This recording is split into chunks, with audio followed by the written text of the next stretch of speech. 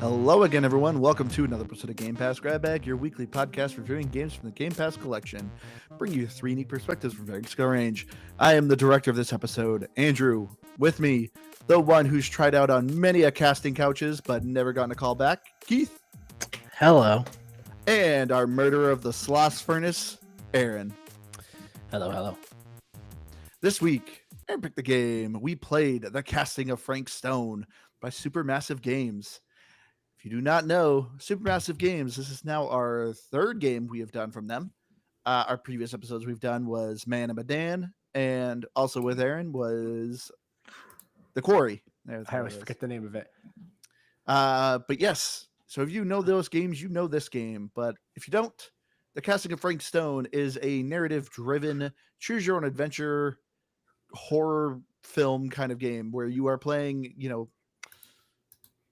teenagers who are trying to shoot a film, but of course some spooky stuff starts happening, and you gotta survive and fight for your life and hopefully make correct choices, because if not everyone may get out alive. I was trying to think of an intro that wouldn't give any spoilers. Good job. Doesn't it actually say right at the beginning, like, some people will die? Or is there like truly a no death ending? No, there's an achievement saying all survive. Yeah. Oh, okay. That's usually the stick with Well, Supermassive. Everyone can die and everyone can live. True. No, and I kind of expected that, but I guess I was just curious because it explicitly kind of called out that people would die, but it's more just like a, hey, if people die, carry on. That's the game. Yeah. I mean, I don't know. That is a good question, because the uniqueness about this game is that this also takes place in the Dead by Daylight universe, which, if you don't know, Dead by Daylight, it's a 4v1 multiplayer game where 4 survivors are trying to escape a serial killer, in which the serial killer is trying to sacrifice those people to a evil being called the Entity. So this is taking in that universe, which, starting off, I know the answer, but I guess at least have you all say it. Do you guys know the Dead by Daylight universe? Enough. We played it. Yep. Many years back. So I know enough. I know it's pretty expansive, but it's also expansive in a way like Super Smash Brothers is expansive. Like, they just pull in all of these different horror people from all over the things. But ultimately, it's the Entity, and you're trying to escape said entity. I'm very much aware of Dead by Daylight. So I've seen it enough. I've probably played a couple rounds of it, but that's about it. I used to watch people stream it, though, so I feel like I have a decent enough grasp on it. All right. And I know it quite well. I actually, as Keith said, we reviewed it, but I actually played it for a good month or two after that. I had a lot of fun with it. And as Keith said, it's, pretty expansive now. They have a lot of famous IPs. You have Ripley from Alien in it. You have, what's his face from The Walking Dead. Yeah, Nicolas Cage is in it. Yeah, that's awesome. I forgot about that. But so it's kind of an expanding universe of that game. But before we begin, I also want to remind everyone, please make sure you go to GamePassGrabBag.com, check out our website for our previous reviews of games that we've done. Also check out our link tree, join our Discord, come join us, say hi, join our live recordings. But yes, let's get into this, whether it's a game or a pass. I will start this off. So as I said, we've played multiple Supermassive games. And as far as The Casting of Frank Stone goes, this is a pass. I did not like this game. I actually am even borderline saying hard pass, but there was some redeeming moments. But if you were going to play one Supermassive game, this is not it. I was very disappointed in this. I did not like its story. I thought there was a lot of plot holes. Usually Supermassive games consist of QuickTime events, and they kind of got rid of them. This game is a way less of a game and just more of a sitting back and hope you pick the right thing. I wasn't a fan. I'm giving it a pass. Man, Andrew bordering on a hard P. It's shocking, really. I was gonna pretty much agree with you in the sense of that, like, thinking about the Supermassive games, I was like, I forgot Man and Medan, but that one I remember going, wow, I didn't think I would like this. Really cool, really liked it. Knew what I was getting into. The Quarry, really cool, really liked it. thought the same of this, and you are 100% right. It's the worst of those three, and I know there's more than just those three, but of the three we played, this is my least favorite for sure, which is a bummer. And I think it's added on because it was like the Dead by Daylight seems cool, and it just seems like they're trying to be like, hey, cool, this is Dead by Daylight, and a couple different areas, and we could talk about that, I guess. But Yeah. I don't know. I guess I wasn't going to give it a pass because I do still like the style, and there is still some of the quick time events, but it's a lot more of just what I would call slow time events. Well, It's like if you play, grab door, open well, the quick time door, events are interact. it's Dead by Daylight. If you Well, play Dead that- by Daylight, it's yeah, just that- you well, hit that was- A in an that- area, that and was- that's it. That was the thing I was going to get into. Oh, sorry.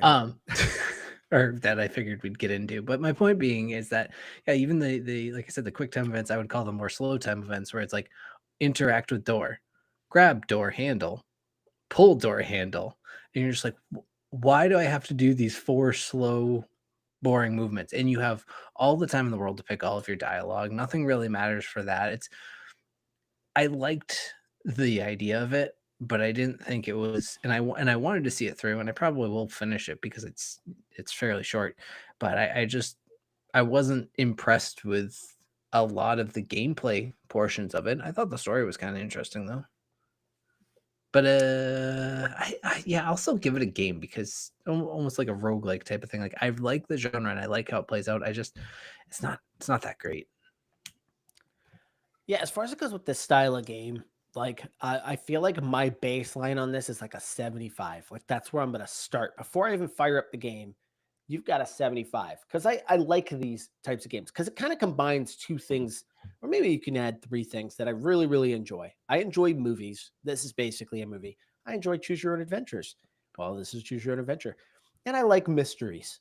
And this has the mystery. And that's kind of what all these games, their premise is kind of built around. So I kind of start at a 75 as a baseline on these. It's just kind of where I generally enjoy these. I'm going to end up giving 2 Well, ratings. to clarify, are you saying you would never go a score below 75? No, I would say I'm starting at 75. Okay, Before I even okay. fire this thing up, it's at a 75. And in most cases, it's working its way up.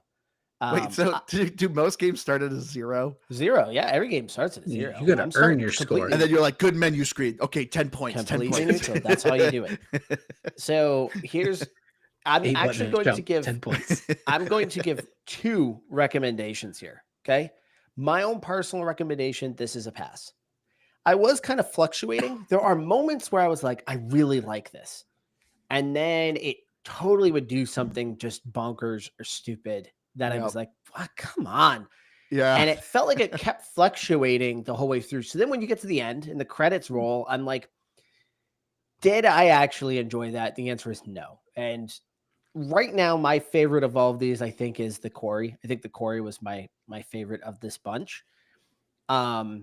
This one falls short. So for me, pass. However, I would say this is a definite game if you are a Dead by Daylight fan. Here's why. I think that it does enough to kind of expand the universe and lore of Dead by Daylight. Like you said with Dead by Daylight, it is a multiplayer cooperative game. That's what it is. So I think if you want more to that universe or you want to expand that universe, this is actually a decent way of doing it. I'm not saying if you're a Dead by Daylight fan, you will love this, but I would say that I think it expands your universe enough and does enough there that I think it would actually be worth checking out. So I would say that's who I'd be recommending this to. Just the average person, probably not. This would be a pass. You know, it's kind of weird because having not an extensive knowledge of this, maybe this is where someone who is a big Dead by Daylight fan would disagree with me, but someone who just has dabbled, so to speak, I thought it fell kind of flat. Like, it's there, and I agree with you that this is cool, that it expands what's an otherwise pretty much like a hey, means to an end, there's no story, entity, yada yada. But it felt still like there was just, I don't know. It again, I didn't finish it either, but I still feel like what I was seeing wasn't going to make this like, oh man, all of a sudden, all of Dead by Daylight at least kind of has a backstory now. The very end of it does at least give purpose to Dead by Daylight at the very minimum. Now, again, we can argue, is there enough there? Does it actually make sense? We can totally make that argument because I do think there's absolutely, I think Andrew was spot on before you even get into the story. This story's got plenty of holes. It's got holes all throughout it. It's kind of a mess in that sense. I think the narrative really falls apart in a bunch of areas here. But at least by the end, you are very much confronted with, oh, like I'm going into Dead by Daylight now. Like I'm going into the game right now, which is kind of, I think, kind of at least an interesting way of connecting these things. And again, it's why I go back to, I think it makes sense for a Dead by Daylight fan to actually, and they don't disguise it. They very much put it front and center in your face that this is in the Dead by Daylight world, which, by the way, last week when we talked about this game and you said Dead by Daylight, I, in my brain, was thinking of, is it Dead by Dawn?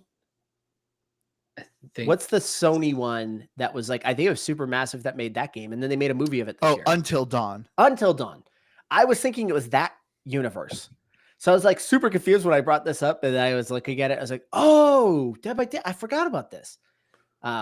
Just wasn't expecting that. Is there a Frank Stone in Dead by Daylight? He's the original villain, right?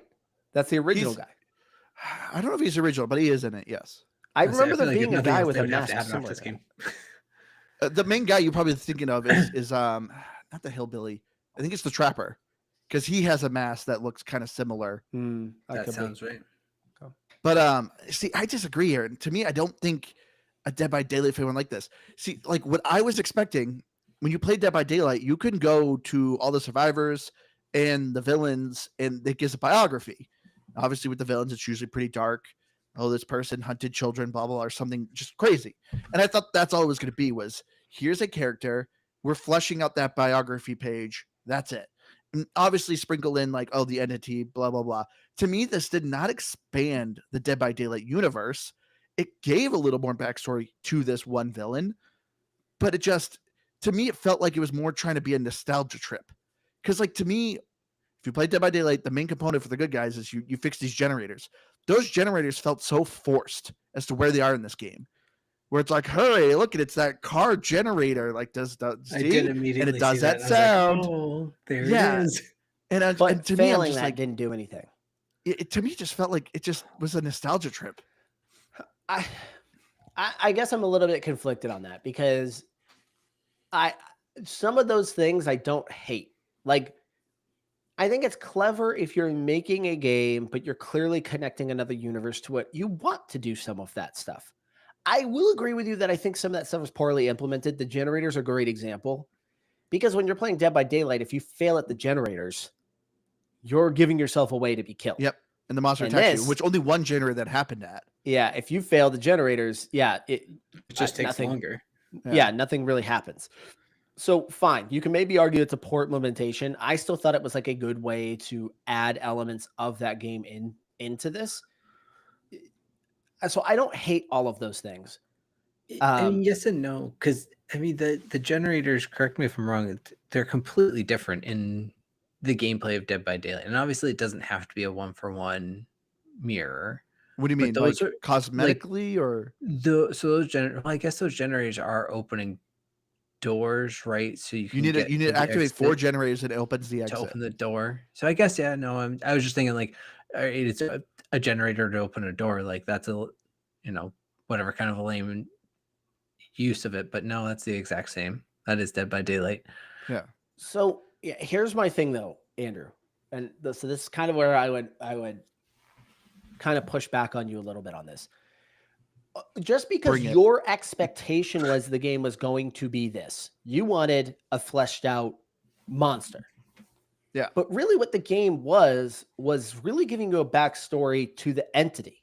But it doesn't. It explains how the entity, I don't know if we want, I guess it's not really a spoiler. It's an explanation how the entity gets there, but it doesn't explain the origin of it, why it's there, what its purpose is. No, I think some of that stuff again is thin. Out with at least some of the pickups and stuff, right? Because like you're finding like books and stuff that talk about like what they're investigating, so to speak. Here's where it loose. fails. It's very loose. I know it's loose, but it's if I were them making this game, and let's compare it to The Quarry. What I thought was really good with The Quarry is it had a decent narrator to kind of fill in some gaps.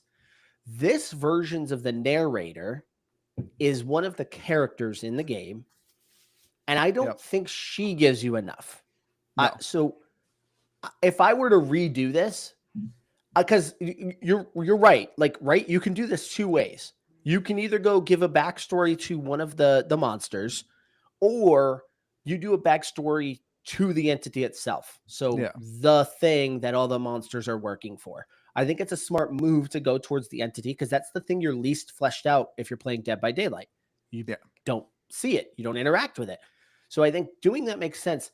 But I will agree with you again. I come back to the narrative as a problem here. The narrative, I feel like, takes an eternity to build up and about 0.3 seconds to resolve.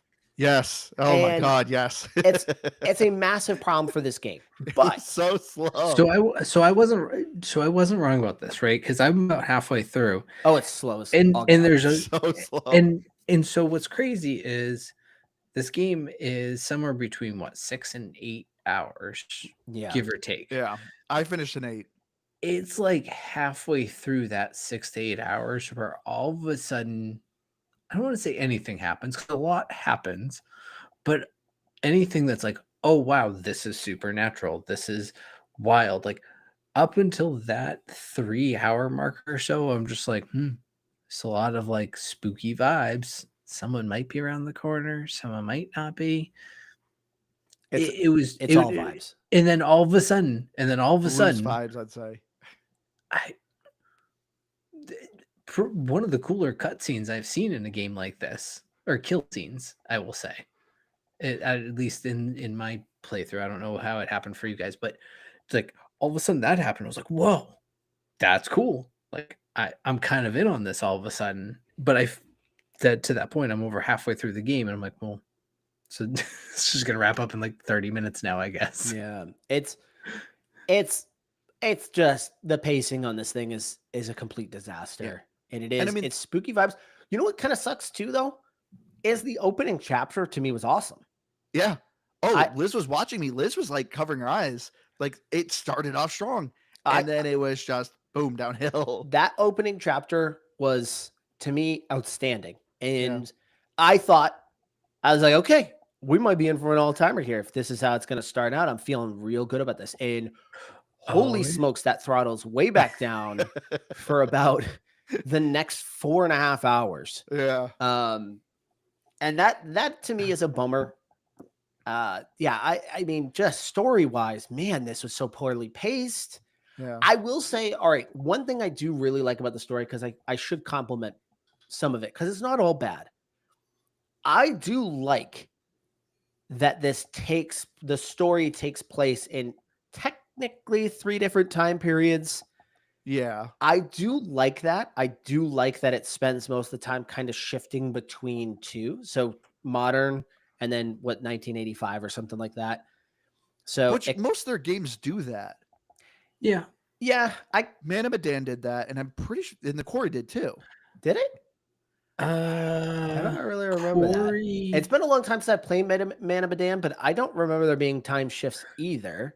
You might be right. No, I think Quarry shifts like within that summer. I feel like it gets like it will cut to the current point of where they're at, story, and then and you'll play some scenes of like the summer maybe or things like that. Yeah, okay, but it's not. You're right. I felt like this one felt kind of unique in the sense that all these characters are connected, but they're connected through 3 different time periods. Some of them in both time periods. So it's. I think that's. To me, I really enjoyed that. I think that's really smart. I thought that was a good way of kind of doing it storytelling, because I enjoy that, especially when I'm watching like a movie where it leaves you on a cliffhanger and then sends you, back in time and then it brings you back to that cliffhanger. And it did that a couple times. Only a couple. To me, Because I most thought of the the- jumping was too much because it was like 5 minutes there, 10 minutes here, now 15 minutes there, now Well, 5 minutes again, there. It that just kind like of was comes like, back to the pacing. And this is where it Yeah. almost felt like a book. Because like some chapters were super short. mhm. You know, it would literally be on there for a couple minutes and then it cut again. And you're like, Yeah, you In a walking a few book. feet, get a little exposition, next chapter. yeah, It's I like, see that in a book. Like you'll get to some chapters that are just like 2 pages. And it's like filling you in on something and then taking you back. And this kind of did that. And I was like, well, that's odd to do in a video game, but Yeah. that's fine. See, and this is why for me, I don't think I can recommend it to a Supermassive fan or a Dead by Daylight fan, because like that's like I said, as I was expecting, just a fleshed out story of a villain in Dead by Daylight, you know, but it's a Supermassive game, but it just wasn't there. Like, I mean, we're already kind of talking about story, but like with the gameplay though, it's like because I remember, you know, the main bread and butter of Supermassive games are quick time events, and one choice is really as much of a spoiler is go through the woods or jump over like this bridge. And Liz was watching me; she goes, "Oh, I bet if you do that bridge, that's a quick time event," and it wasn't. Nope. You I just literally selected hop it, right and it over just it. went okay. And I was like, But you know what the worst part is they'll do things like that, and Supermassive they always kind of do this, but then there's randomly one where, like after that, you expect it to be like, and then they just throw this random quick time event at you, and you're like, oh, and it actually does make sense. I'm not even mad about the quick time event they do throw in there, but they have so many that should be, because I think even like you nailed it, or kind of it goes back to the first scene of the game or the first chapter of the game that has a ton of quick time events, Yeah, and they're fairly unique. It's like, you know, move this way, and you're like, okay, it's setting up all these different types of quick time events it's going to give me, and then it's a bunch of hit A until again maybe 3/4 of the way through the game, give or take. But there's not a lot of action. Like not a very lot little. action wise happens in this game. In fact, the only time you're running into quick time events is the beginning and the end. Yep. You get a few and a very sparse few spattered in the middle, but that to me is part of the problem with the writing. Quick time events make sense for action sequences. I don't like them. To me, it's to keep you engaged. Like I remember when I first started playing this, I got excited where I'm like, oh, there's a lot more walking. I could do a lot more interacting with stuff in this game. And then within like the first like hour or so, I'm like, please take this away from me. I do not want to be walking around. I am sick of exploring. To me, it felt very similar to the Quarry. Like I didn't feel like it was. It was a lot of just that like make different. sure I turn something Collecting that's useless trinkets. I don't remember if the court actually, I thought it was fairly good on that. It's like there's like 12 dolls, 12 trinkets, and maybe one other type of collectible. Yeah, like news articles are considered. Yeah, collectibles. it's actually not, so it's not too bad on the overall collectible counts, but I don't remember if the Quarry did this.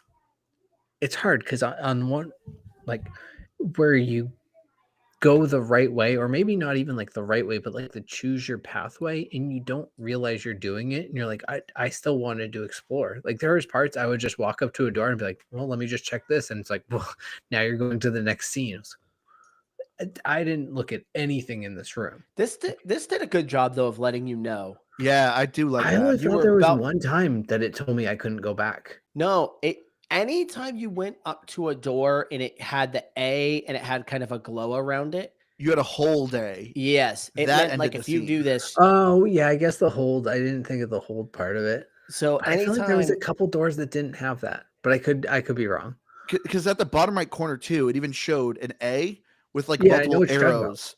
And Yeah, I that know what you're meant talking that was about. like progressing the chapter. But I'm just saying, I could have sworn there's a couple times I did that where it was just like a I don't normal door open. recall. But I could be totally wrong. I'm not gonna like but stake my here- ground on that. here's the killer though. Here's like my issue with all of that. What could you possibly miss? Well, Yeah. again, just collecting trinkets. Honestly, which- if that's what it mostly is. There was a couple pieces of the news articles I thought were kind of interesting lore.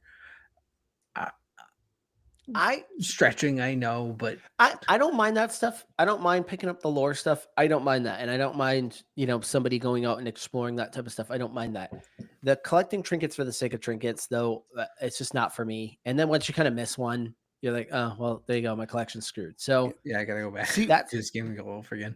But what was great about the quarry is like there was a benefit. If you got it, you got a glimpse of the future. yes. That was cool. In this game, True. in the casting of Frank Stone, this irritated me. You constantly see this fishing tackle box, which you can Yep. open it, and it just shows you your collection of trinkets. Yep. Why is that there? Put it in the pause menu. Yeah. I got so sick of opening this stupid tackle box because I'm like, I don't By know if the this third time I realized what it was, I just stopped I opening did it. too. Well, but I'm like, I don't want to risk missing something. So I'm like, I'm gonna have to open this stupid tackle box. No reason for it. Make it in the pause menu. Why is it there? Why am I interacting with this? Get rid of this thing. Oh, Yeah. that was irritating me. Yeah. I go back to I don't like the lack of them being useful. Like you said in the quarry. It's funny because the quarry was slightly longer than this. But I said I wouldn't want to go back and replay the quarry. I think the quarry's much longer. Wasn't the quarry like 10 hours? Corey took a while. I know. I was thinking It was 9. like 8 to 10. I don't know, 6 to 8 versus 8 to 10. I feel like it's a jump, but it's not a huge jump. The quarry felt a lot longer because it felt like start to finish things were happening.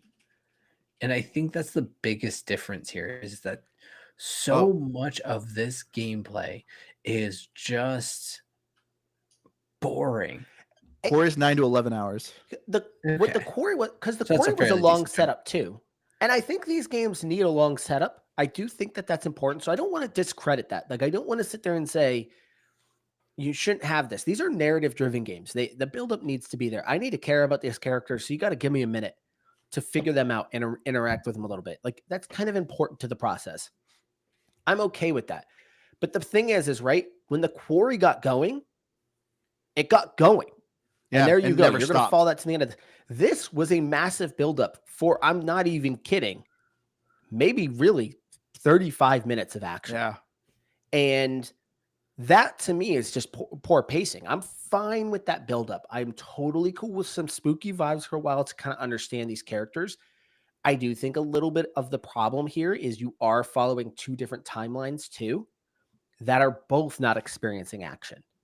So you've got some problems there. I just think that needed to be mapped out a little bit better. See, I'm with Keith. To me, the quarry, like it was like an hour at most, and already action was happening. I don't know. You that saw first scene in the that's quarry. true. Yeah, but I That's mean, great. that's all these games always start with True. a very heavy. You gotta beginning. have a good setup. Yeah. But no, I would disagree because you're just interacting with a bunch of kids, teenagers, walking No, around. Night falls and Well, yes, but there's still, it takes a few hours to get to that buildup.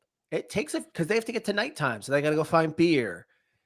They're hanging out inside the main cabin, like. But they make spooky. They actually follow through with the vibe of what they're doing, even just in small ways. I felt like All I'm saying is the what's beneficial there is it pays off. The buildup pays off. This one doesn't. That to me is its problem. Is there's absolutely no payoff there. Yeah. Because there was no pacing. There was no proper pacing for it. well, the you know game's what I literally think called kills- the casting of Frank Stone. You don't see Frank Stone until the end, and it's, Well, you it's see him to at the me that was beginning. weird. Yeah, the But- beginning, yeah, the end. But It's just like, what is but this? also, I guess if we're talking about for a Dead by Daylight fan, someone who's really into Dead by Daylight, that game is intense. It's fast paced. Yeah. It's urgent. It's imminent. None of those adjectives apply to the casting of Frank Stone. There's no urgency. There's no imminency. It's so slow, and you never feel in danger. You might until again there's a quick time event. It's like, well, decide what you're gonna do, and maybe someone dies, someone lives, and that's about it. So it's kind of that's where it falls very flat of living up to anything Dead by Daylight. It's the opposite of it. It's not Dead by Daylight though, and that's the No, I thing, get is that, it's but not the- but made the to be a wo- Dead but by the- Daylight game. But the world should feel similar. It doesn't even feel similar because in Dead by Daylight, you feel like you're, getting chased by Tweety Bird, Yeah, but and there's just always this monster out to get you. But like, there's. But I'm not. I here, didn't. The biggest monster was my older sister who snuck up on us. But the reason I can't take shots at it is the ending of the game sets you up for Dead by Daylight, the video game. It's not a shot at. I'm just saying it doesn't feel like it in any way. I'm just saying, but it's not supposed to, because Dead by Daylight technically doesn't exist until the video game doesn't exist until the end of this video game. This is a prelude to that. So that feeling what happened in Dead by Daylight technically doesn't exist until the end of this game.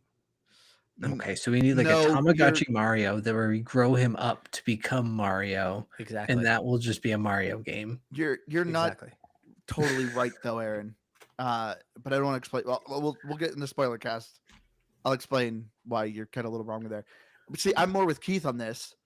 To me, because like it is constantly plastered in your face of Dead by Daylight stuff. There's a moment where you're walking as the character and it has those red scratch marks that happens in Dead by Daylight. The sound effects, same as Dead by Daylight. You're collecting the dolls, all from Dead by Daylight. It's just, and like that's the thing of it's just constantly reminding you this is Dead by Daylight. They're homages. Nah. To me, like I said, it felt like a forced nostalgia trip. I don't know. I'm okay with that blend. Again, my only issue here is just that it was actually too thin on this storytelling. I think it needed to do more. But I thought the actual blend of Dead by Daylight to a Supermassive game, like I'm all right, this actually it is the right feel for it. It just needed more action. I didn't think it was implemented. That's the thing. That's my biggest thing about it. Even from a Supermassive standpoint. Andrew literally just listed a bunch of things from Dead by Daylight in this game. Yes, you can't things, a bunch of imagery.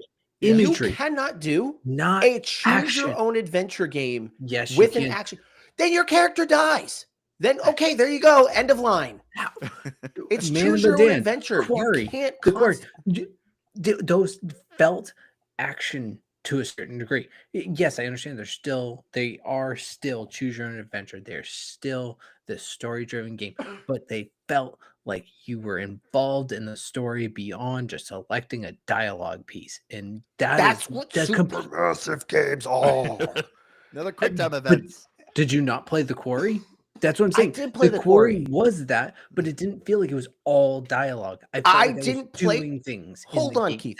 I didn't play The Quarry and the whole time go, this doesn't feel like Dead by Daylight. Because it wasn't in the Dead by Daylight universe. It doesn't matter if it's in the Dead by Daylight universe. It's a Supermassive game. It's a choose your own adventure game. And wondered that it didn't feel like Grand Theft Auto because it's a different game.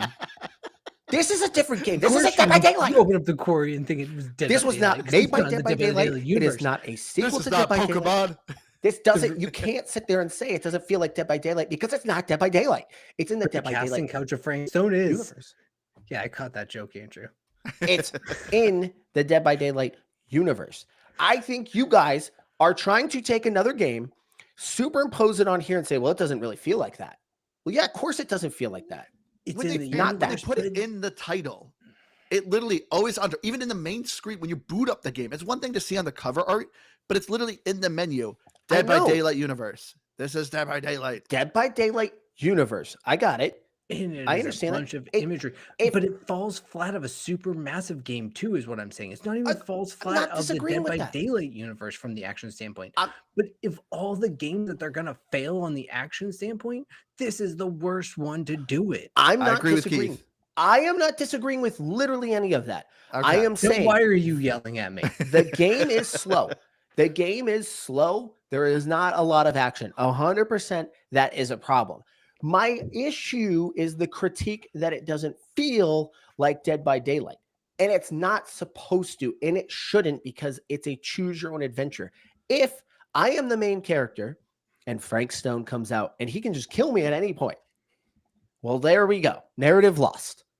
And there are moments in these games, in these narrative games, just like The Quarry, where those moments do need to happen, where a character should be threatened with death.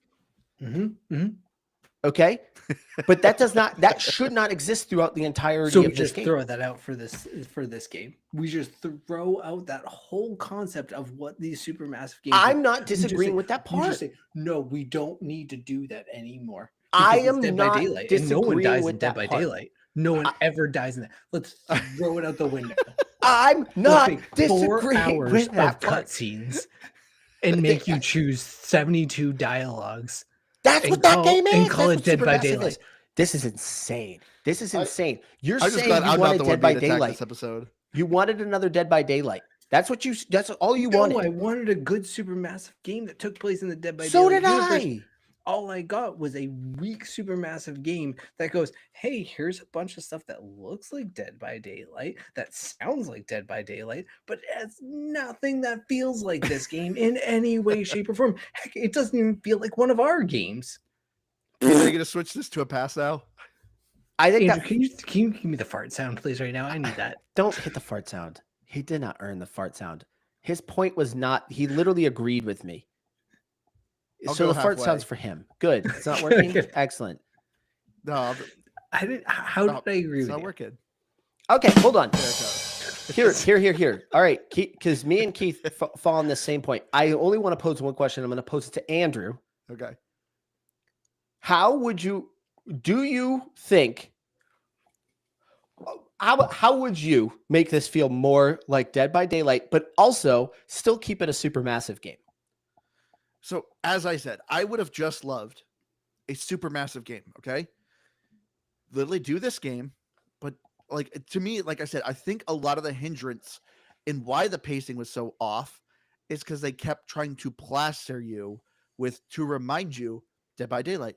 Hey, here's statues. Like even when you're exploring the manor, you see the hillbilly statue. You see a diorama of one of the levels that also has the villain's totems. Like you're constantly just seeing these icons of Dead by Daylight stuff. I don't want that. Like I get it. Like you could sprinkle stuff here and there, but to me, I felt like they ruined their pacing and their gameplay because they were trying so hard to be like Dead by Daylight. I wanted those QuickTime events. Like there was, like I said, the point I made of I jumped over this bridge that was dilapidated. I thought, oh, this is gonna be a quick time event where I gotta dodge some things. If not, a character might get injured and it's gonna cause an issue later down the line. Like I obviously didn't think they were gonna die because this is pretty early in the game, but like that's what I was expecting. No, doesn't happen. And like I said, the only quick time events was the skill check that you get in Dead by Daylight. I don't need that. And this is why I think it falls flat for both a Supermassive fan and a Dead by Daylight fan. A Dead by Daylight fan, as Keith is saying, super heavy action, multiplayer, you're on your toes, you're constantly running, you're always in threat, you're trying to hide. That's not what this is. You're just getting, oh, hey, it's the skill checks that you know in Dead by Daylight. Okay.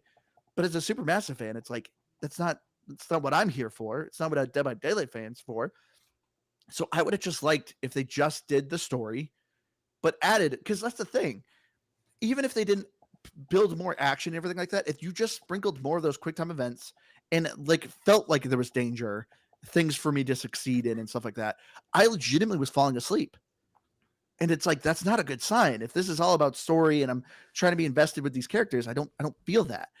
Like if you just did that and then still ended and wrapped it up the way it did to be like, hey, this is why it's a Dead by Daylight kind of game. Okay, that's fine. But it was just the meat of it, and the between was just so slow. So I don't know if it's just quick time events though. I think there genuinely just needed to be more danger. Exactly. And this is my thing, right? Which now you made me mad, Aaron, because you're like, oh, what? You're just being chased by a monster all the time, and then your character dies. Then there needs to be more danger. Which is it, first of all? But this is kind of my whole thing, right? Is in the quarry for a large majority of the game, they set it up for the first couple hours that there's something kind of hunting you. Then it takes off, and then for the next 4 hours of the game, you're pretty much under some sort of threat of this thing around your characters. Now there's like what 6, 8 of them there, but in Dead by Daylight, it's 4v1.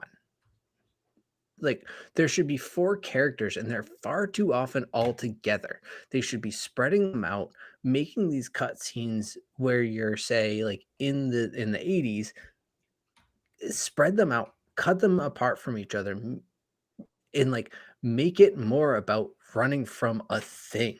Yeah. They're trying to avoid the police so that they can shoot their movie, and finally there's some danger. Like it's just, even in this world, you could make it feel more Dead by Daylight, where it's these four characters working together against an entity that's chasing them. None of that is happening. That is what I'm saying. Yeah, I'm not disagreeing. The game is slow. Then why are you? I'm literally saying that because I don't know if the game had to feel. Thank you. All right, we're literally going around in circles, pretty much saying the same thing over and over again. I'm right, just, but I'm just so what- confused. One more thing I wanted to tap on though with the gameplay that irritated me was the relationships. What was the point of that? Like, as you're playing, you're picking choices. Somebody's upset, and then you can either choose to comfort that person or not. Like, that's a broad example. And if you do, you gain relationship points. What was the point? Like, I know there's an achievement to get two assumed it people at would maximum change relationship, but like, Dialogue. but I don't know that. Like, that's what irritated me, because some of the things you do, somebody presents you an object. Do you accept the object or not? And it'll say fate changed. You accepted it or you didn't accept it. Why didn't they add that? Hey, you failed because you're not a strong relationship with this person. But they don't tell you that. So I don't know what relationship is doing, because I never got a dialogue of I don't trust you, I'm not following you kind of thing. So I The don't only know thing what I it can did. think of, and I only had it once. I actually, and I don't know if it was why, but I had a third dialogue option, and I'm That's wondering because that's because you found a clue in the room, which I thought was that's a cool gameplay aspect. I mean, it is, but I guess I maybe there's a fourth dialogue option relationship. I don't know. So here's my question, because I don't want to say I complain about it, but I comment on it every time we play a game that has a celebrity, like at least like movie celebrity, so to speak, Yeah. Hollywood celebrity. And I feel like I'm usually like, oh, it kind of throws me off. Like I can't get past it. Now in the Supermassive universe, Man of Medan, The Quarry, both of them had that, and I actually think they nailed Honestly, it, all both of them. If you look at their catalog, they all usually have a This one couple didn't heavy do hitters. any of that. Yeah, it had none. And honestly, it felt awful. I don't know if it's a part of the writing that felt terrible, that they'd make comments and then the scene would just cut to something like really broken bad dialogue. Yeah. That I'm like, is this bad voice acting, or is it bad production, or is it both? Yeah. When we get to the spoiler part, I want to talk about some things, like some of the dialogue stuff that was like, what the heck is this? Dialogue was really rough, and I don't remember it being that bad in the other games. No. I don't No, think they were it great had because they anything to all do with the had like actors. again hate- Hollywood celebrities. I hate the celebrities in the games. I hate them. I think I like them in the Supermassive universe, is what I think I've decided. I like the B or C ones, like David Arquette in The Quarry. To me, was a good choice. Like I liked him because also too he wasn't huge in it. No, But like I like kind of B celebrities, in which Supermassive usually does. yeah, No, I that's what don't I'm know. saying. It They're takes just me out recognizable of it. enough that I think they work in this setting because they're so cinematic that I think they're good. But I don't like it in, say, what is it, the Star Wars game, where all I can see, at least what I know him from, is whatever that show is. I can't think of the name of it, but like that, like Oh, the that's redhead his. guy. Yeah, like that's his character to me, and that's all I see him as. And so in a game like that, I don't like celebrities, but I do in games like this because I think they kind of require a little bit of cinematic, or integrity or artisticness. Yeah. But all right, let's speed this up a little bit because I want to. Kind of what I was trying to do. I was trying to talk dialogue and all that a little bit. Yeah, anything else you guys got for gameplay? I mean, I guess we could just get the spoilers at this point, but sound effects though, fine. They do what they need to do. Yeah, the voice acting is okay. Some of it was kind of iffy. The worst was Linda. I did not like her. I thought that actress was just very. She's my favorite character. Really? Yeah. Oh, okay, Easily well, my favorite character. How? I like her deadpanness. Oh my god. See, for me, like in the 80s, I'm like, none of these people would be friends with this girl. She is so, hey everyone, what's going on? I'm like, Like who? Like Nah. everyone else is super bubbly. Who says, "Hey, let's bring that girl who's Yeah, super monotone"? I think it's the reason why I like her so much is because literally that character does not exist in any of the Supermassive games. So yeah, there's a reason for it. There's supposed to be a no, killer, and you got her going. Oh no, I'm kind of into it because she gives a vibe, and you get this in certain movies. She has the vibe of she's the most self-aware and the most in control. And so I think her character becomes really interesting when you find out later on she has no control either. And she's just as out of it as everyone else is. But I kind of like how her story arc even kind of evolves a little bit because she's technically the most important character when you first kind of start out because she has something that they're all kind of connected to. yeah. And I like that about her. I kind of like that she's a little because she's not emotional. She's very kind of closed off. I like that a lot. I don't know. I was into her character. I thought it was awesome. I mean, she's really the heart of everything they're there for. Yeah. Right. Yeah. So I don't know. I liked her character a lot. She to me was actually the rare bright spot in it. And Because every other character, I've seen them before. I've seen Chris's character before. I've seen Stan. Jaime's character before. I've seen it Yeah. literally 1,000 times in Supermassive games. I've seen it. The insecure. I don't know. Like look at Stranger. Well, I guess if you're gonna say specifically the insecure like male character or whatever, like I was gonna say like Stranger Things. Like I don't know, that was in like the It's 80s also or Dead by whatever. Daylight. Well, it's brought into Dead by Daylight, but Yeah. it's you have those very like angsty characters. I think it fits. I don't think she's angsty though. That's the other thing. She's But- not really. She's but nerdy I and think closed off. But I think that that's how it gets perceived in that kind of, I don't know, like if they're just like, oh, I don't know, they don't like any of they're introverted, quiet, introspective, whatever, and that's how she reads to me, and I don't think that's all that crazy for at least like 80s stereotypes. I was born in the 80s, but I don't remember them. But like I think her modern character, her 2024 character, was. I think she was- also fits because she's a horror Yeah. director. I thought her character made the most sense. I thought she was the most fleshed out and interesting of the group. The what's his name there, the movie buff guy, he's wicked annoying. Yeah. Stan. Couldn't stand him. Yeah. The other girl who's Maddie. more or less the main character, kind of annoying, kind of whiny. Like Yeah, just I'm with Aaron. I think I liked her the most. I know. I think I she's mean, I'm not the gonna most lie, Aaron. interesting. You're making good points, which is also making me sad because, yeah, I didn't like her, and I really like. It's making me realize, yeah, I didn't like any of these characters. Actually, I was No, not rooting for any of them. No, I thought the characters themselves were fine. I feel I the thought sheriff- Linda was I the didn't like most him. interesting. I thought she was the most dynamic and had the most interesting kind of backstory connecting everything. So to me, I was like, oh, okay. I'm kind of into. I like that she's not just obnoxious or over the top emotional about things. She's not like because like Stan is like a character with this turtleneck, really obnoxious and annoying and in your face. Chris, the girl director, annoying, really over the top. Yeah, But that's why I liked Linda's character because Linda's character was one that was like, all right, I have not really experienced one like this. And I kind of like this character. She was the most grounded of everybody. And I like that about her. I liked her character a lot.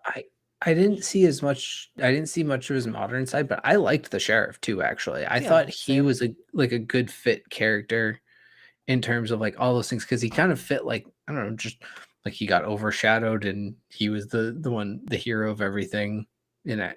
Yeah. And the other sheriff takes place for it. And like I don't know if it's like a whole deeper thing, but like the racial aspect of it too, like he's like a black cop and then like the white sheriff takes credit for everything he does. So he's like, and like even the son at points, like he's talking about how like, oh, my dad he would get drunk and talk about these things. Like it was like it ate at him that he didn't get the proper credit for everything. Like I actually liked his character and I thought there was a little more body to him than just being there. Graphically though, game looked good. I wouldn't say great. Character models were kind of iffy on some areas. They're always iffy to me though. Yeah, This Like- is where, well, you said you played Cloud, Aaron, right? I feel like this is Yeah. where the Cloud really hurt is there's a lot of times where I'm like, ooh, this does not look good. And a that's lot of and really that's bad Cloud. load in at certain points. Yeah, Yeah. there'd be points where if you waited like 5 seconds, all of a sudden it would sharpen out. Yeah. But I like overall, downloaded it there's and just a I lot still of got that. grainy. Did you get a lot of like graininess too? Sometimes, yeah. That's disappointing because I just assumed it was Cloud. Because I played on the Series X with this. So yeah, graphics are just okay. As far as the achievements go, too, not great. You're gonna have to do a lot of obviously replaying. But the good thing about this is the chapters like this game is really good. It'll even tell you, hey, this chapter you missed these artifacts, these articles, stuff like that. So you can really kind of jump around and do all the collectibles pretty easily. There's obviously specific things, this character died this way, this character maybe shot this character or something. I don't know. But like obviously they're pretty easy to kind of replay a little bit. So Nothing beats the way the Quarry did it though. yeah. I mean it was pretty similar. No, the Quarry had. I mean, well, I don't know how they do it in this game, but the Quarry was cool because like you could straight up be like, "Hey, just play me a random playthrough of this game, basically." And Yeah, it would just the director chair is what it was called in the Quarry. yeah, Which I that don't know was. if this one had it. Yeah. But yeah, you could see at the end like it would give you all the stats and kind of Yeah. Which see this one how did. everyone- When you went to the cutting floor, it told you 80% of people chose this path, 20 did that path, kind of thing. Yeah, that's a super massive thing. Yeah. But that's cool. I like that stuff. Yeah, so achievement hunters, yeah, you could probably easily 1,000 this game. It would just take you a little tedious work, but not the worst. So yeah, let's get into our final thoughts here for the casting of Frank Stone. As I said, this was a pass for me. Honestly, I found this pretty boring. It started off, as we said, very strong, but it just screeched to a halt, and I just didn't care for the characters. It wasn't until like the last hour where it's like, okay, this is kind of getting fun. They got rid of the gameplay of a Supermassive game, and the gameplay stuff they added of you using the camera, which, gosh, that camera had a lot of plot holes to it. It just wasn't fun. If you're really hankering for a Supermassive game, sure, this is one. But if you're going to play one Supermassive game, I would not pick this one. It just, to me, I couldn't recommend it to a Supermassive fan. I couldn't recommend it to a Dead by Daylight fan. Honestly, I think I had more fun playing Transference last week. So to me, this probably lands at a 67. Yeah, I think it's really hard because I still think like Aaron kind of put it slightly different than I did, but I had alluded to the Supermassive games almost have a little bit of a roguelike aspect to me. Like it's not a genre that I'm like, oh, I love these narrative driven games, but I generally like these, and they kind of started like I'm expecting to enjoy it, and I think the more we've talked about it, and maybe just Aaron yelling at me is really made me realize that I don't think I like this, but I still feel like I want to finish it, and I don't hate it still. So I think it's still a game, but I think a 70, like that's like my bare minimum for giving a game a game. And that's it. Yeah. This is a tough one. I kind of echo a lot of what Andrew was saying there. I still like these games though. So I'm excited to see the next one that Supermassive have. I would prefer that they just kind of stick to their own stories. I think that that just seems to be better for them, at least historically speaking here. I think Andrew is probably fair. I would probably stick with a 67. It's like the first 35 to 40 minutes and the last 35 to 40 minutes, somewhere in that range, are pretty good. Everything else is pretty forgettable, which is kind of a bummer. Yeah. All right. Thank you all for joining us. I want to talk some spoilers here. Kind of keep this kind of quickish because I really want to know.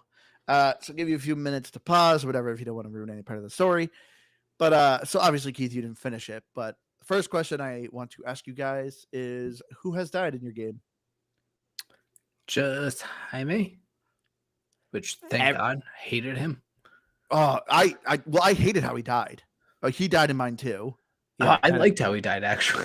kind of brutal. Yeah, just like So he died in yours too, Aaron? And that's Yes. that's what I was talking about. Was I was like, nothing happens, and all of a sudden that cutscene in the detail actually of the arm falling separately from Yeah. the body was such a cool kill scene. I liked that a lot. yeah. See, but to me, that death didn't feel earned.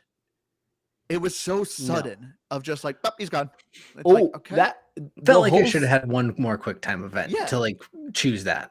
But I the agree with you. sequence before it was atrocious. Yes. Did you break Oh up my with God. her? No, which irritated Well, she me broke up with 'cause me. She was being awful. Like, Yeah. I'm sorry. Like, she's like, oh, you're being jealous.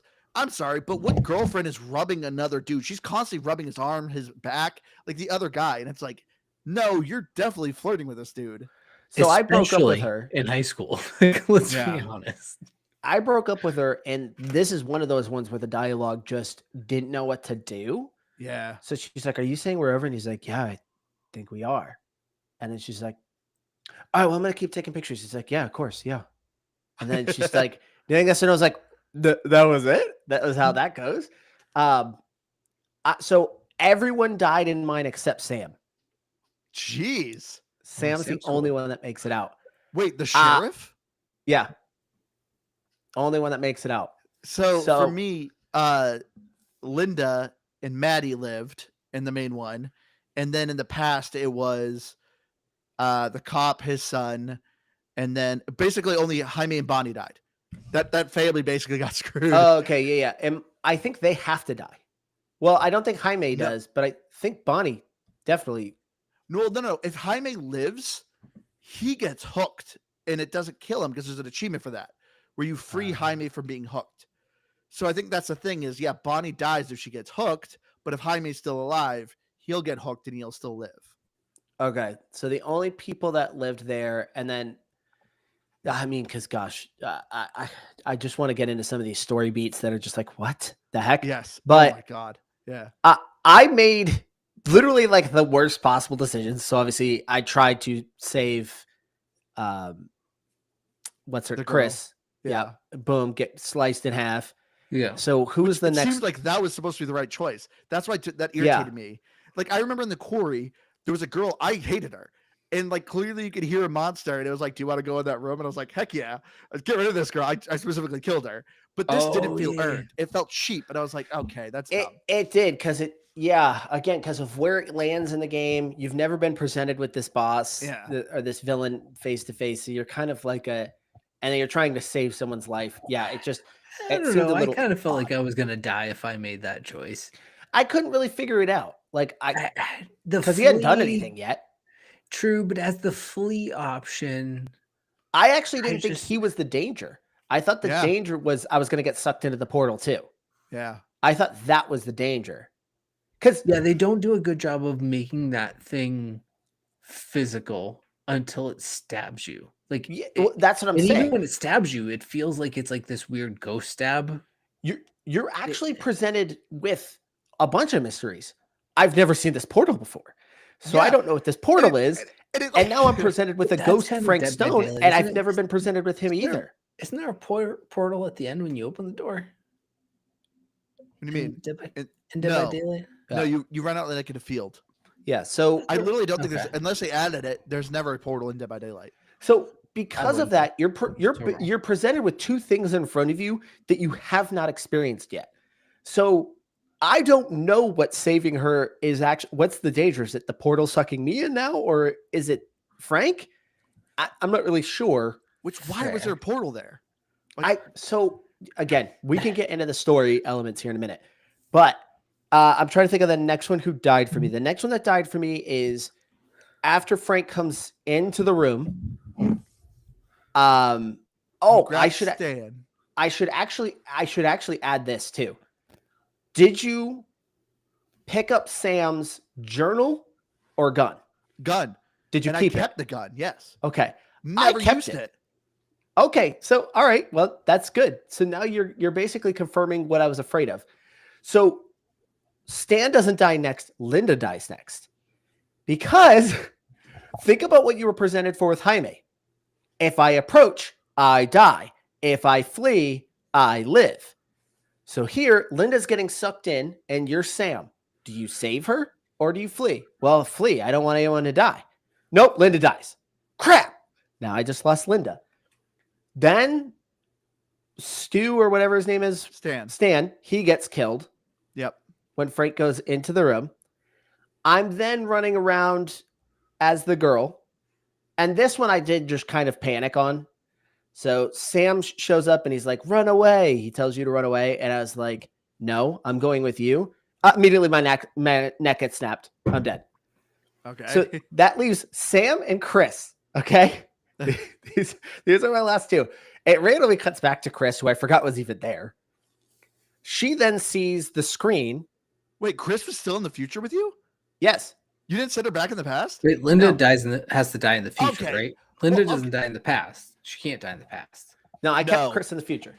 Well, you find out, Keith, that past is a different past. It's Oh, an alternate dude. universe. Again, the story Yes. gets really So stupid. it just gets There, and it's all alternate universe. crap. this just and they make little allusions to that. Like he picks up the book. He's like, "Oh, an Omniverse." Blah, blah, Yeah, blah. yeah. It's That's that stuff's all. Which before you said this is how the entity starts. No, this is how the entity enters this universe. Yes. The entity's been there. So that's what I mean of like it didn't add anything for Dead by Daylight fans. It's just now the entity's in this universe. Which is lazy. It's like for me, I'm like, that didn't add anything. So all right. So Linda's alive in modern times. Yeah. So she was in the room when everyone was getting slaughtered. Yeah. So randomly it cuts back to her and she's there, and I'm like, oh, she didn't get killed. Like, did they kind of forget about her?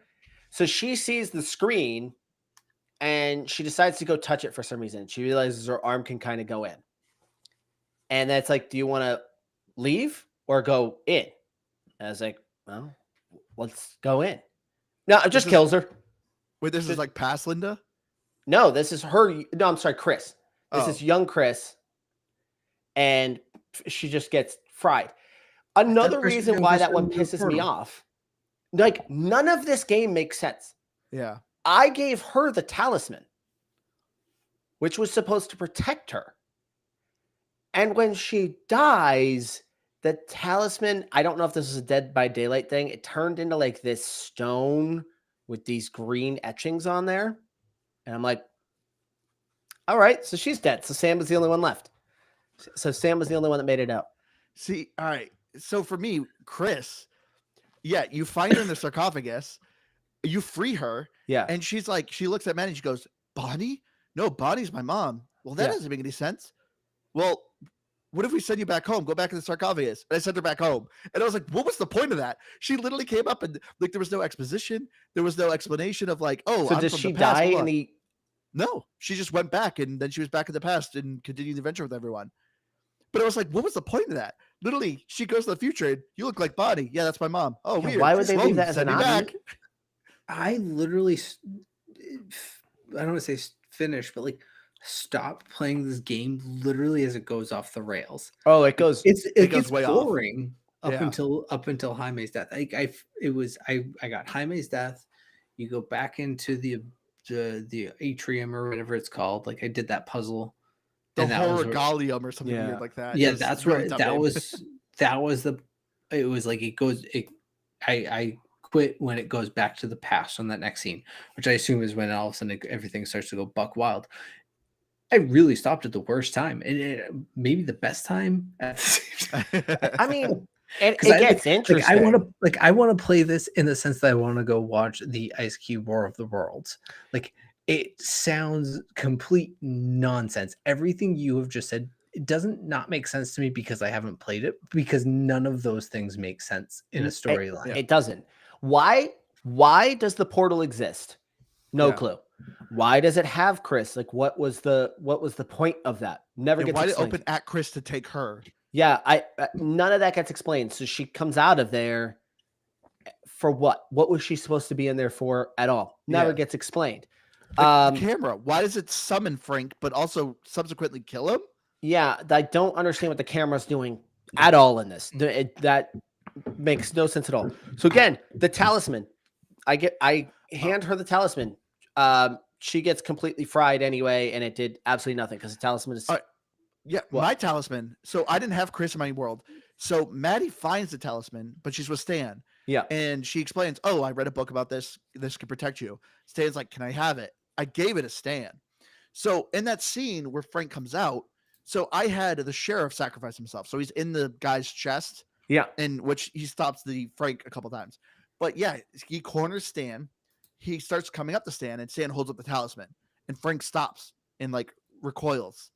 And he's like, "Ooh, you see the talisman," and it's like kind of working. Then Stan goes, "Go fetch," and throws it. And then Frank looks at the talisman, then back at Stan, and then just kills Stan. So it's like, what was the point of that? Like, what, Yeah. That like it is- looked like it was working. I thought I gave it to the right person. Then it was just like, nah, he's dead. It's like, No. okay. Yeah, what? in mine, Maddie got to pick between the three who got it, and so I gave it to Chris because like, well, she just ended up in this world, and she's all sorts of confused. I'll give her the talisman as like a sign of good faith, and it built our relationship. Little good that did us. What's the point of relationships? No, yeah. So then let's see. So Frank comes into this world.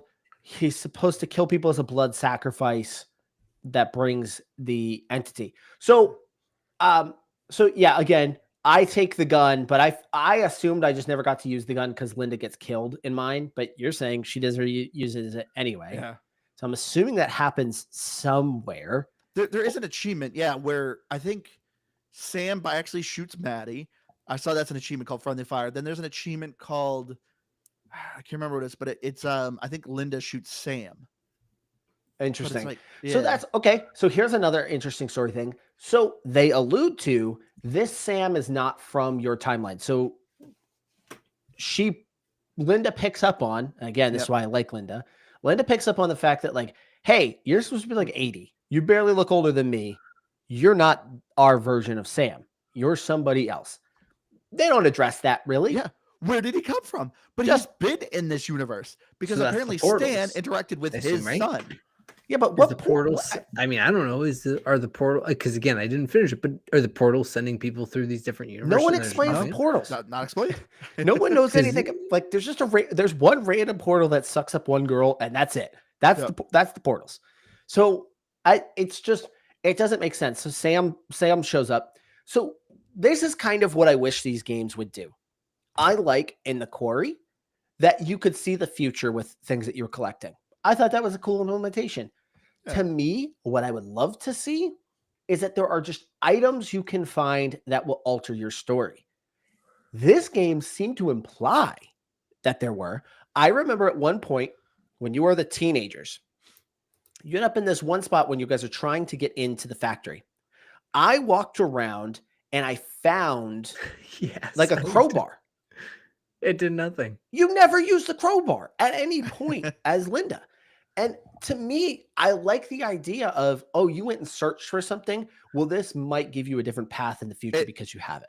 Oh, so it does. There's an achievement to open the grate with the crowbar. So you The can grate use right it. next to it. I guess Okay. so. I- But I don't know if that's actually when you're Sam the cop in the way past. I mean, but you did do But there's that. an achievement. Yeah, and so it's just there. That to me, I think would be an interesting way of doing this. Instead of just stupid trinkets, don't give me the trinkets.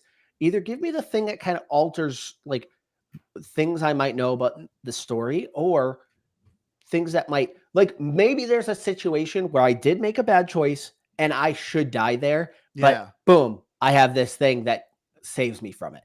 Like, I think that is an interesting way of doing it. Yeah, fully agree. Like, and like I said, to me, this just feels like the issue was they were trying too hard to be Dead by Daylight. They really wanted to keep reminding you this is Dead by Daylight universe. If like if they just did the teens in Frank Stone and kind of built from that, maybe a little bit of future stuff. But if they literally just did the teens with Frank Stone, I think it would have been a way better game. Well, that's what it could have been. It could have been like the four of them kind of always up against him and like cutting to the future story to like fill in the gaps around that. I mean, I'm okay with the premise of this. I'm okay with the different timelines. It So- just is poorly implemented. That's Yeah. really the problem. yeah. I don't like I said, Andrew, you have two ways of doing this. You can do a Frank Stone story and it just be about a killer? Sure, we've seen that already. They've made that game like 5 times already. Or you make something that's much grander about the entity, and I think that that's a much more interesting route. This is just not the way to do it. It just wasn't. It was. I feel like they didn't explain much of the That's entity. what I'm saying. Yeah, They just they didn't execute on anything they needed to execute on, and that's where it just kind of Man, sucks. there was another dialogue option that really just annoyed me. I just remembered. So when you're playing as the teenagers, you're playing as Jaime, and Chris, the girl, finds out about Frank Stone, and she's talking, and she finds all these news articles, and Jaime's like conflicted. Hey, these are real people. Like, I feel bad about this. We shouldn't be exploiting dead people. Yeah. We shouldn't be trying to find Frank Stone stuff. This is kind of wrong. Oh, come on. No, we need to do this. This will make our movie great. You find the room. Yeah. And instantly she switches. Yep. No, guys, this is a She's crime with- scene. We need to she's stop. with- And Jaime's like, but this is our movie. Yeah. I think they completely forgot which character stood where, because then she's now videotaping one of the hands. I need this for my Yes. movie. And he's just like, that's wrong. And it's like, they flipped again. And that's when flipped they them break 3 up. times. That was what pissed me off so badly. And like, I Yeah. think you had the I think I had the option as Chris to like not side with what was Sam's son? I forget his name. Robert? Yeah, Robert. Yeah, with Robert. Like, I think you get the option to not side with him, be like, no, I just want to look around. But I took the option of being like, yeah, and immediately exactly what you said, like Jaime's the bad guy, but then immediately he's yelling at her for the thing she just yelled at him for, because like I even got his logic, because it was this whole like, all right, no, he's gonna like try to win her over by being like, no, it's for the movie, let's really, screw you, I don't like him. Like, his motive made sense in that moment, but then the very scene is her just being like, I'm just gonna it's fine, it's for the movie, I'm gonna touch and do whatever I want. Which is also dumb. That legitimately would cancel your movie. To have a real human severed hand in your movie as evidence, that would cancel your movie. I mean, it did feel like it was playing on like all these horror Yeah, I movies guess, that yeah. give you the like previews of like, people walked out of this movie in tears and Yeah. went to therapy, and they were like, yeah, people were literally just beating the crap out of each other after watching this movie. What? They never explained that. Nope. That Well, never. I just assumed it had something to do with Frank Stone and the camera. And now, again, I assumed it was going to get to that. It's disappointing that No. it doesn't. But Okay. that was to the Well, point. no, I at the was very I end- assumed it was like that was what it was. Okay, so at the very end, literally the entire time to scare away Frank Stone, you videotape him, and eventually he just disappears and runs away. But whatever reason, the last time the video camera captures him, doesn't explain why. It's just this time the camera captured him. So he's in the film, but they show you, they process the film, and they see Frank Stone is in the film. And they split the film up in 3 segments. We don't want to destroy the film because it might free him. So let's just split it.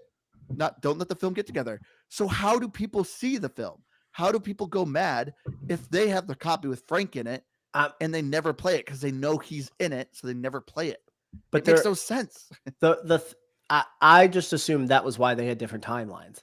So in that timeline, they split it up into pieces, but that was not in every timeline. So that's how I interpreted that, because But then she could have summoned him from a different movie then. no, they do address that she basically, because Linda walks into a room and it's just got Yeah, all the other copies. piles and piles and piles of the movies from different terras, so different Earths, and different props that aren't quite the same props. So she says that they were looking for like the perfect manifestation of Frank Stone. Oh yeah, that's right. So yeah. their version was the perfect manifestation of him. So they do kind of explain that as well. So she's collected all of them looking for the perfect manifestation of Frank. Theirs was it. So I think that's how that one kind of gets explained, is just in that timeline it was cut up, but it wasn't in the others. Yeah, That- I think anytime a game deals with not only time travel but alternate universes, it gets so muddy. It's Well, wonky. it's because it's like a MacGuffin. It's like a thing you Yeah. can do to kind of get yourself out of a bunch of scenarios, is you can just kind of chalk it up to Which different yeah, times. like, Marvel like did the universe it so makes well, sense. but also did it so bad in so many ways. Like, well, they you could suffered point- with it too. Like, yeah, They well, that's suffered with exactly those what I'm saying. issues. Like, there's so many points where you're like, man, they really did a great job of this. But then there's also so many holes you can poke Yeah. in it because, like you said, it's an easy way to just explain your way. Yeah. Mark Ruffalo, for example, like they're just like timeline thing, Yeah, someone or can just something. be alive, Yeah. and Like, because of timelines. like the alternate universe, I guess, makes sense with it being a Dead by Daylight because they got to explain, the IPs. How is Stranger Things part of this universe? How is The Walking Yeah, I Dead? mean, I How always is assumed it was Aliens? some sort of weird multiverse. Like it, Yeah, I said, I described it at the beginning as like a Super Smash Brothers of horror. Like it's yeah. it's a But weird mishmash of IPs, and that's what and I mean of why it's muddy, like why I don't like that it was so heavy on Dead by Daylight. If they literally just had the ending of like, oh, these people at the very end, these survivors, Frank Stone gets transported to the Dead by Daylight. That's the portal. But to have it like in the middle, it just makes things muddy.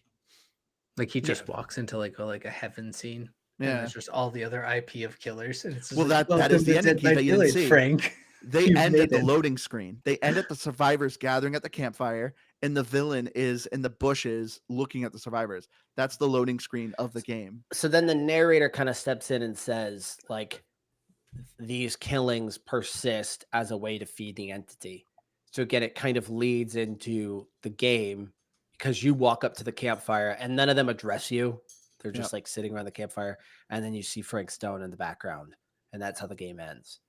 So again, not the worst way to Yeah. end it. You know what it kind of reminded me of, and it made me think like, man, I wish they leaned into it a little bit more. It's Cabin in the Woods, Yeah, yeah. Oh, where yeah. like that concept of The- they oh, have to yeah. feed the I mean, that's monster. that's That's kinda kind what I of thought this what game was Dead by going for. Daylight is. Yeah. At Yeah, its core. in It's a way, pretty and that's similar. where it kind of felt like, oh, it would have been cool if it kind of leaned into more of that thought of like, this is really just It's more like a keeping it at giant bay than religion anything. running in the background that is using these monsters to feed the big monster, because that's kind of what this was. But it was so poorly executed because you don't learn about any of that stuff until you get to the point of the game that you're getting at, Keith. And like I said, that's like the last 35 minutes. Everything we Yeah. just told you that was wacky, that like just it happens really fast, and then the game's over. And you're like, why? What? I've got so many more. But yeah, the plot, there's just plot holes galore. It was rough. Oh, okay. Oh, another one. So you go into the Curiosities shop. Which I I chose to go there first. Did you guys do that? I did too. Yeah. I Yeah. go to the Curiosity shop first. I haggle with her. She gives me the mirror. Yep. What Yeah. does that become? Where does it get you? I said no to the mirror because I was like, this lady's evil. She literally has all the Dead by Daylight stuff. She's clearly got to be evil. I did not take the mirror. But yeah, I don't know what happened to it. I had it. I couldn't did tell you what too. happened. I didn't. I mean, I didn't get It brought good luck. anything. Who had it? Was it Maddie or Maddie Linda? took it. Yeah. No, Chris had it. Chris, that's right, because it was in the Right. past. So Chris had that, and she had the talisman, and still Did she still know ends up getting this- fried by a movie screen. Did Chris have the money? Chris I had the thought money. Maddie. I thought Maddie had the money. So I thought Maddie would've- is No, not in the I guess it 80s. doesn't matter. You're right. Never mind. Linda's in the 80s. Linda. She doesn't for take me, the. She doesn't Jaime take had the. the money. Who's Yeah, the one but who goes Chris to buy does the milk? negotiating. Chris Oh, hands her Jaime the did the money. negotiating for me. Really? Yeah. I asked for $20 and she gave me $20, which that also irritated me because so she Why was would like, you ask I'm an for 20? executive It was producer. March's I'm 20. giving you guys $20. I'm an executive producer. And they're like, we agree. This is great. Then when she meets you guys in the middle, you guys are like, what are you doing here, Bonnie? Get out of here. This is our movie. And it's like, Yeah. she literally funded the movie and says she's the executive producer. She, if anyone, should be there, not Robert. Robert just kind of tagged along more, if anything. Yeah. So, game was a mess. Game was a mess. It had, yeah, it got so wacky at the end, and those plot holes just started flying at you. Just I know. flying. And that's what just blows my mind. The core to me just felt so It better felt built. tight. Yeah. Yeah, with like That- the universe, what was going on in this. Which I just is town. want what them to do go in a build their choose own your games. adventure. Like it Yeah, just, let's see. There didn't feel like I got to a thing like, oh, that was kind of a throwaway. Everything felt meaningful. No, Yeah. I because here's where I think the issue was. I could see why on paper you'd be like, hey, wouldn't it be fun if we made a story-driven game based off of Dead by Daylight? So a prequel to it. I could see where on paper that's fun, Yeah. but you Yeah. can almost see where that pigeonholes them, because it's kind of like you said, Andrew. Like Dead by Daylight's everything now. It's got Yeah. all these IPs attached to it. So how do you properly build a narrative-based game that leads to it? Well, of course, alternate universes is how you're going to write it. And the problem is you now, where you were probably really strong building a narrative game, you're now pigeonholed to try and fit it into this world, and then it just becomes a disaster because it just doesn't make sense. So it just, I can't imagine like we at least kind of know Dead by Daylight. I was hoping you didn't know anything about it because like we're already confused. I could not imagine someone who has no idea what Dead by Daylight is playing this game. I'm like, this must be like so out of left field. When you said in the Curiosity Shop there was a bunch of Dead by Daylight stuff in there, I didn't know that. It clicked with me in retrospect, but it didn't click with me when I was looking at it. And when Andrew said, I was like, oh, I think I remember seeing some of this stuff, but no, but I completely passed over it. The TVs in the Curiosity Shop, you turn a TV on and you see a hallway. Later in the game, you find out that's the hallway in the manor. You find that same TV and you go, oh, why is this TV on? You turn it off. Into the Curiosity Shop. Never explained. Nope. Just Just two TVs. Literally two TVs, and that was They're it. connected somehow. That's it. Yeah, it's a mess. It's a mess. All For right. showing that the Omniverse exists. I guess, which you know at that point anyway, but whatever. All right, I guess we'll finally finish up here. Thank you for listening to a spoiler segment of this. Oh, I forgot to shout out at the beginning of the episode. Heather commented on our transference episode, which I thought was actually pretty funny. She said, pro tip, be a scaredy cat who has to sit quietly after jump scares. You get an extra hour of gameplay, so it's extra value. It's like Perfect. That's a solid strategy. But yeah, thank you all so much for joining us. Please make sure you go to GamePassCrowd.com, check out our website. I will also have our link tree, join our Discord, write comments on our Spotify, whatever, say hi to us. We always love talking to people. I've been your hardcore gamer host, Andrew. You can find me on Xbox Live at Firebird01952. Yeah. Hit the music. Was it? Say please. This was Keith was here and Aaron was here. I don't need to tell you that. They listened to Bathroom. They were very angry at each other, which was a nice change of pace that they were yelling at me. But yeah, we love you all. We'll see you again next week. Bye.